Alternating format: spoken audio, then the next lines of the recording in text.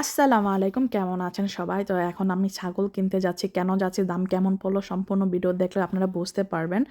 তো আমরা এখন বের হয়েছি, আমি আমার হাসব্যান্ড আর বাচ্চাদের বাসায় রেখে এসেছি। বের হওয়ার কিছুক্ষণ বাদে চলে আসলো ধুমসে বৃষ্টি। তার মধ্যে আমরা চলে গেলাম খামার বাড়ি। আমরা সরাসরি খামার থেকে ছাগলটা আনতেছি। এটা হলো শ্রীনগর, মুন্সিগঞ্জ। ঠিক আছে? তো আমরা যাওয়ার পরে দেখে ওইখানে তো বন্যা হয়ে গেছে। আপনারা দেখলে বুঝতে পারবেন কি পরিমাণে পানি চলে আসছে। তো এখানে আমরা ছাগল দেখতেছি, আর ছাগল দেখার কারণ হচ্ছে আকিকা দিব। যাই হোক, আপনারা কত দিয়ে কিনেছেন, আর ছাগলটি দেখার পর আপনাদের মনে হয় কিনা যে দাম বেশি হইছে কিনা কম হইছে, তাও কিন্তু আমাকে কমেন্টসে জানাতে পারেন। তো এখন কারেন্ট ছিল না, যেহেতু অনেক পরিমাণে বৃষ্টি হয়েছে। তারপর আমরা মোবাইলে লাইট জ্বেলে দেখতেছিলাম, আর একে একে বের করে আনা হইতেছে। এই ছাগলগুলো আমার কাছে মনে হচ্ছে খুবই ছোট, বাট দাঁত হয়ে গেছে। আমি বুঝি না তারা কিভাবে বুঝে যে মানে উপরে দেখে বলতেছে এটা এত কেজি হবে, এটা এত কেজি, যে দেখছেন দেখে বলতেছে এটা এত কেজি হবে।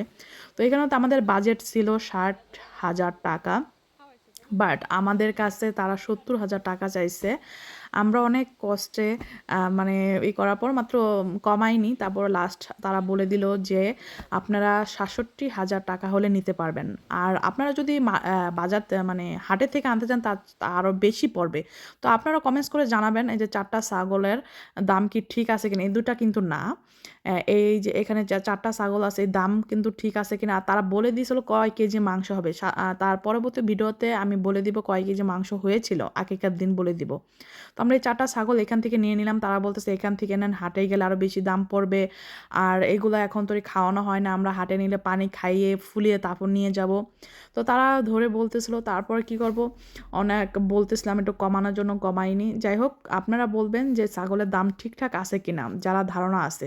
তো এই যে আমরা এই 4টা ছাগল নিয়েছি, এখানে 67,000 টাকা নিয়েছে। ভাগ্যিস আমরা টাকা একটু বেশি নিয়ে গিয়েছিলাম।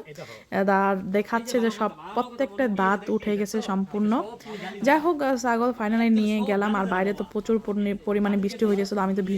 আমি কিন্তু শুক্রবার এবং মঙ্গলবার ভিডিও আপডেট দিব। সবাই ভালো থাকবেন। আল্লাহ হাফেজ।